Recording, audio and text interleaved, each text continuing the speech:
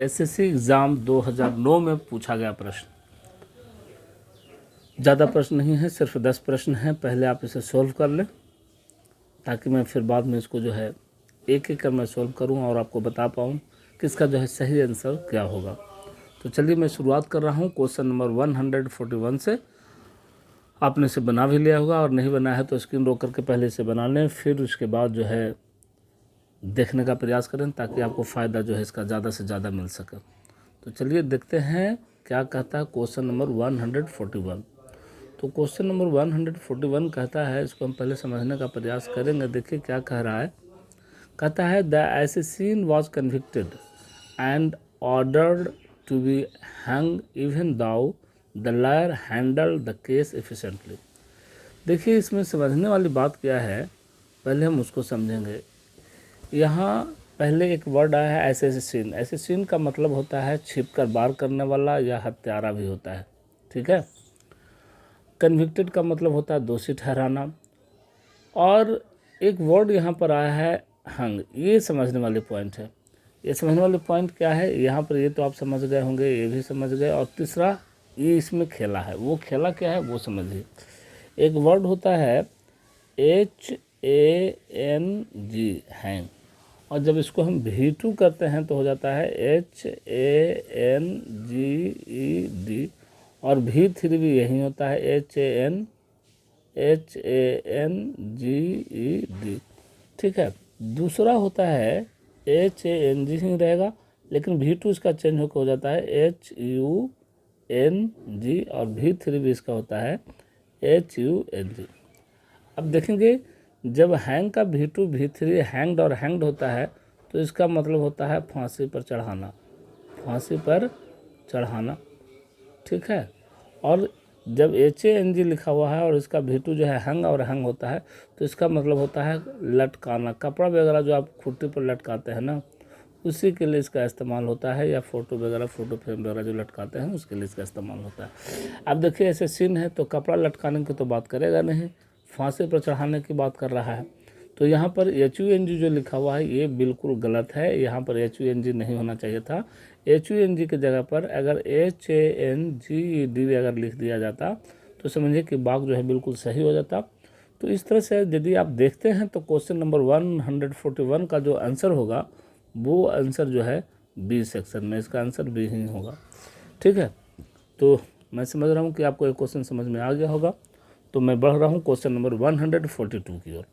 142 क्या कहता है, इसको भी हम समझने का प्रयास करेंगे।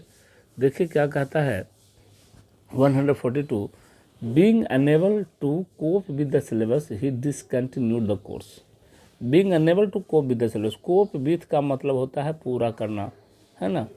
कोप विथ का मतलब होता है पूरा करना, होशियारी से हल करना, है ना, दोनों चीज़ होता है।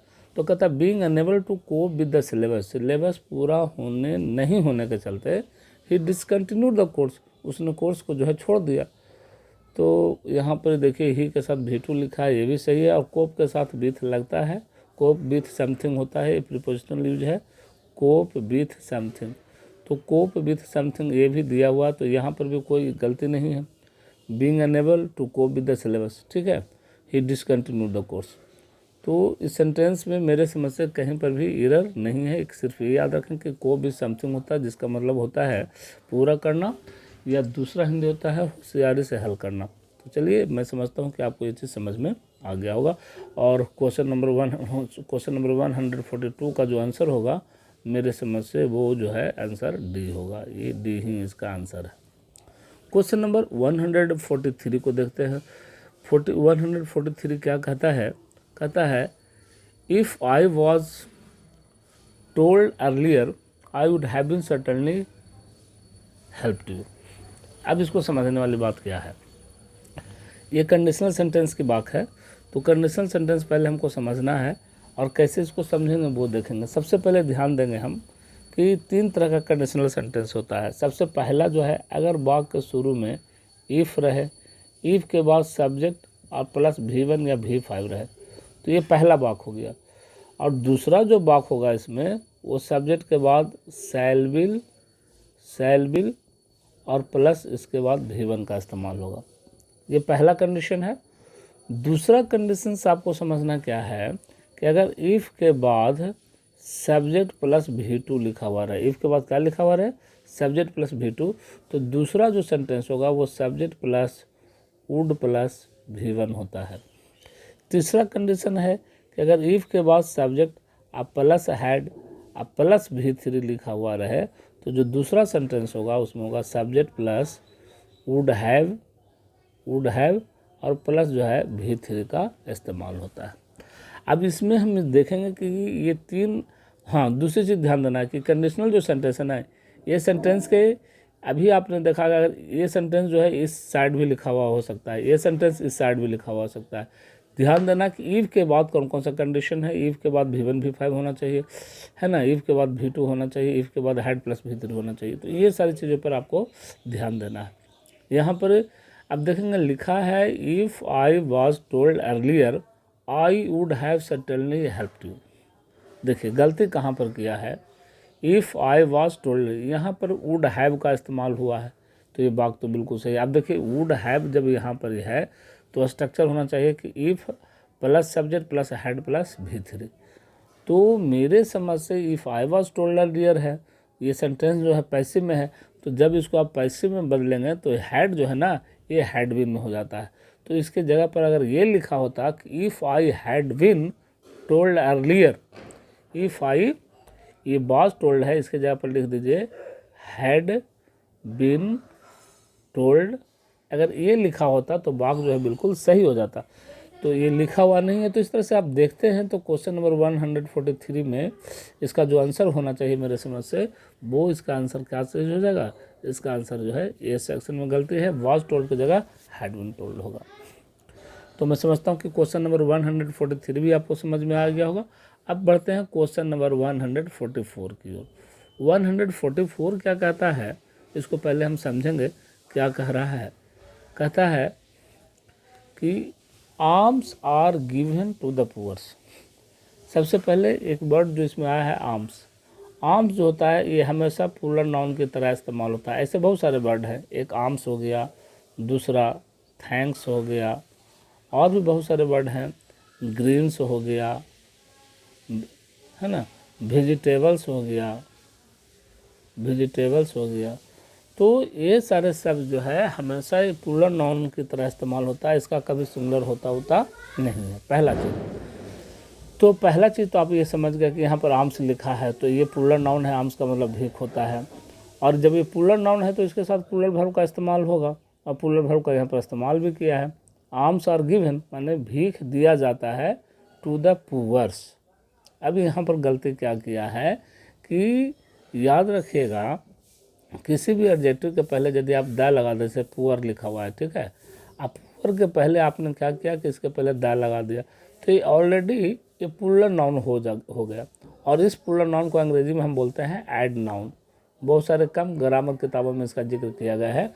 एड नाउन होता क्या है, नाउन के पहले द लगने से बनता है। तो जब नाउन के पहले द अगर लग गया तो ऑलरेडी प्लूरल है, इसलिए इसके साथ ये नहीं होगा। दूसरा चीज़ अगर समझने का प्रयास करना है तो इस तरह से समझेंगे, एक तरफ हम लिख देते हैं रॉन्ग और दूसरा तरफ हम लिख देते हैं राइट। तो देखिएगा इसको समझिए कि द पुअर्स जो है ये गलत है। द पुअर्स का जो शुद्ध रूप होता है वो द पुअर होता है ना। द ब्लाइंड BLINDS ये गलत है, इसको सही करेंगे तो हो जाएगा द ब्लाइंड होगा। तो मैं समझ रहा हूँ कि आपको हमारी ये बात आपको समझ में आ रही होगी, क्योंकि ये एडजेक्टिव है, एडजेक्टिव में कभी एस लग के प्लूरल नहीं होता है, और जिस एडजेक्टिव के पहले द जब लग जाता है ना, इन सारे एडजेक्टिव के पहले, तो ऑलरेडी ये प्लूरल हो जाता है, और इस तरह के प्लूरल नाउन को अंग्रेजी में एड नाउन कहा जाता है। तो अब मैं समझ रहा हूँ कि क्वेश्चन नंबर 144 आपको समझ में आ गया होगा। यहाँ पर जो इसका जो आंसर होना चाहिए मेरे समझ से किस सेक्शन में है, ये आंसर जो है C सेक्शन में है। और गलती क्यों है ये भी आपको समझ में आ गया होगा, क्योंकि यहाँ पर इसने पुअर्स लिखा, ये गलत है। पुअर्स के स्थान पर सिर्फ अगर पुअर लिख दिया जाए तो वाक्य जो है बिल्कुल सही हो जाएगा। तो चलिए क्वेश्चन नंबर हम बढ़ रहे हैं 145 की ओर। 45 क्या कहता है इसको हम समझेंगे। 45 कहता है Mrs Pratap being a good teacher she selected for the national award. अब Mrs Pratap being a good teacher, ये देखिएगा मिसेज प्रताप यहाँ पर लिखा है और यहाँ पर लिखा है बीइंग ए गुड टीचर। इसको हम बोलते हैं नाउन इन अ पोजीशन।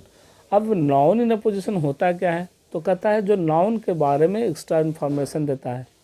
तो जो नाउन के बारे में एक्स्ट्रा इन्फॉर्मेशन देता है उसी को हम कहते हैं नाउन इन अ पोजीशन।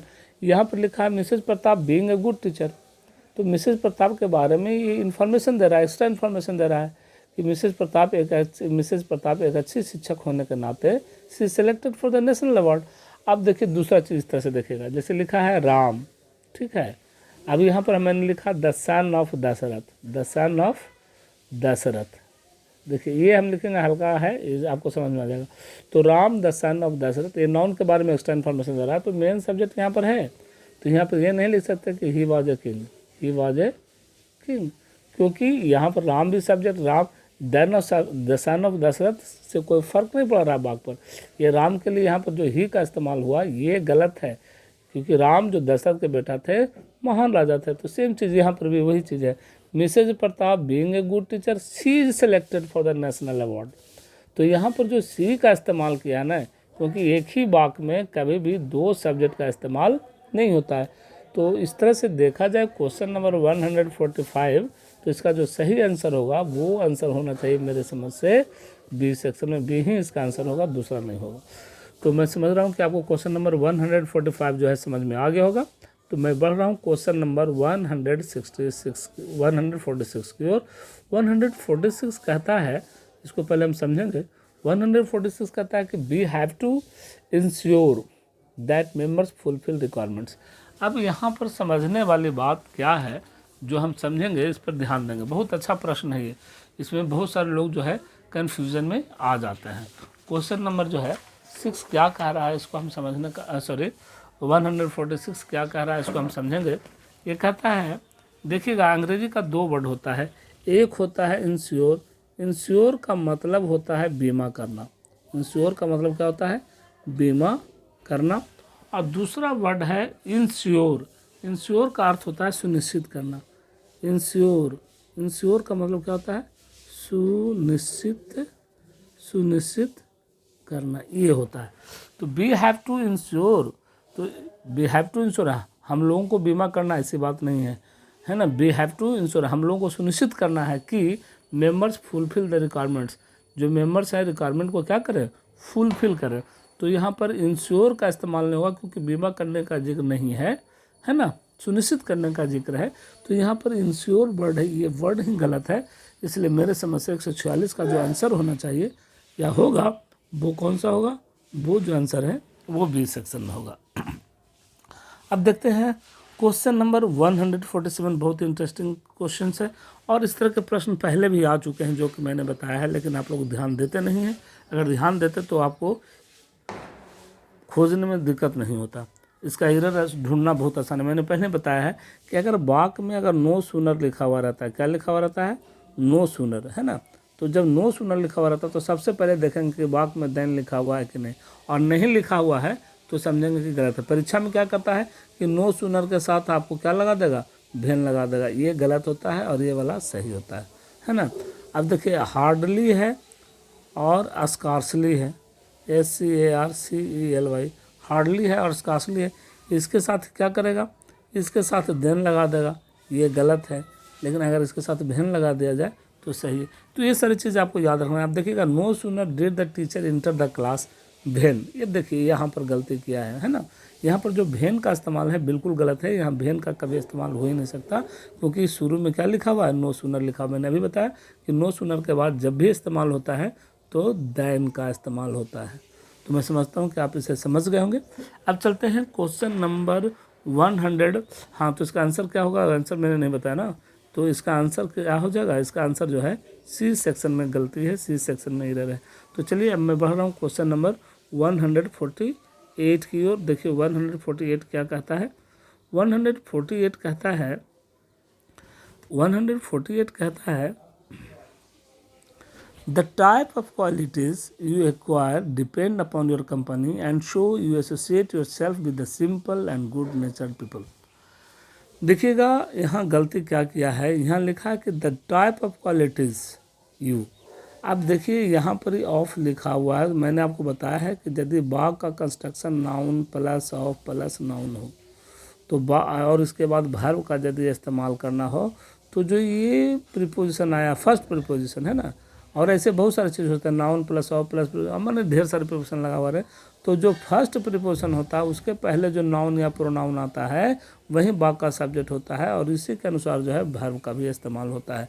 अब यहाँ पर देखेंगे टाइप लिखा है ना, और यहाँ पर क्या लिख दिया है, यहाँ टाइप लिखा है और यहाँ एक्वायर लिखा है। The type of qualities you acquire, ये गलती है। The type of qualities you acquire, हाँ सॉरी ये गलती नहीं है, ये तो सही है, यू के साथ एक्वायर लगाया है। ये सेंटेंस देखेंगे यहाँ तक पूरा है ना। The type of qualities you acquire कहता जो भी क्वालिटीज़ आप रखते हैं डिपेंड अपॉन योर कंपनी। तो देखिएगा यहाँ टाइप लिखा है और यहाँ डिपेंड लिखा है।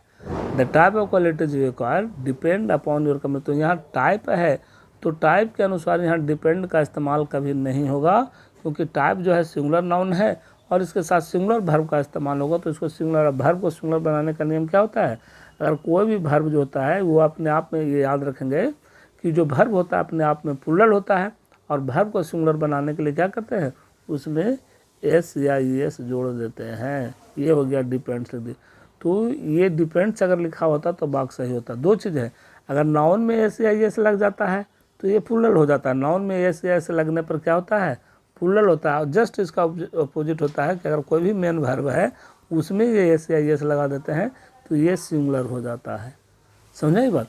तो the type of qualities you acquire depends upon your company and so you see set yourself with the simple and good nature people.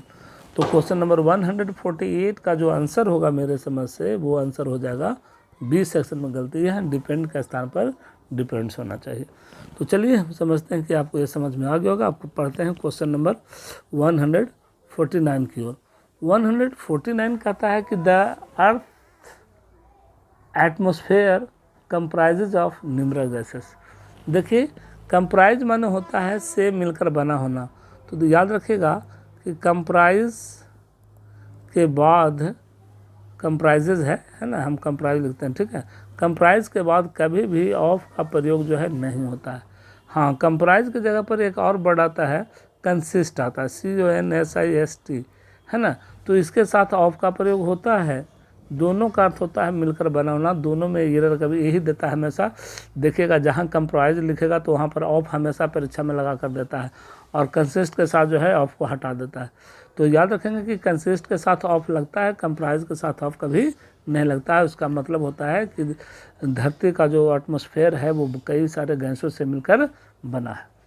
तो 149 का जो सही आंसर हो जाएगा वो मेरे समझ से आंसर इसका बी में होगा, है ना। यहाँ पर ऑफ का प्रयोग जो है नहीं होगा, इसको अगर हटा देते हैं तो बाग बिल्कुल सही।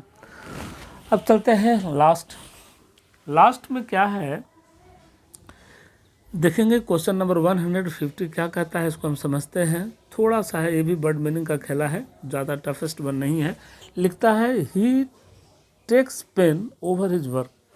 अब देखिएगा एक वर्ड है PAIN, देखिएगा पेन का मतलब होता है दर्द, सब जानते हैं, लेकिन अगर पेन के साथ अगर एस लगा दिया जाए तो पेन्स का अर्थ होता है संघर्ष। पेन्स का क्या अर्थ होता है, संघर्ष होता है, तकलीफ होता है, ठीक है, या कष्ट होता है, ये सारे होते हैं। तो पेन का देखिए तो ही टेक पेन नहीं होगा, ही टेक्स पेन नहीं, ओवर हिज वर्क, वो अपने काम पर अधिक संघर्ष करता है, अपने काम पर अधिक मेहनत करता है।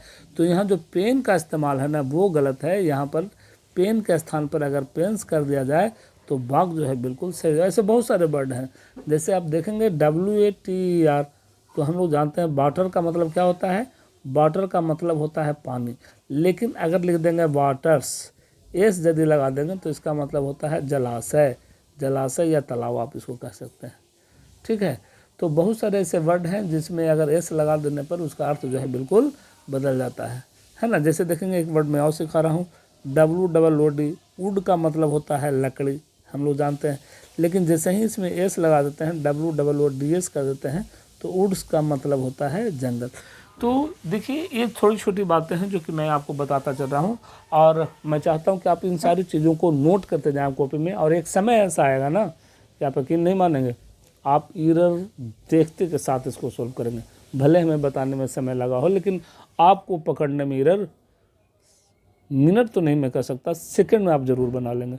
तो मेरे प्यारे विद्यार्थियों, आज के लिए बस इतना ही। अभी इस कड़ी को हम यहीं पर विराम देते हैं। इंतज़ार कीजिए हमारी अगली कड़ी का। तब तक के लिए गुड बाय, टेक केयर, नमस्कार।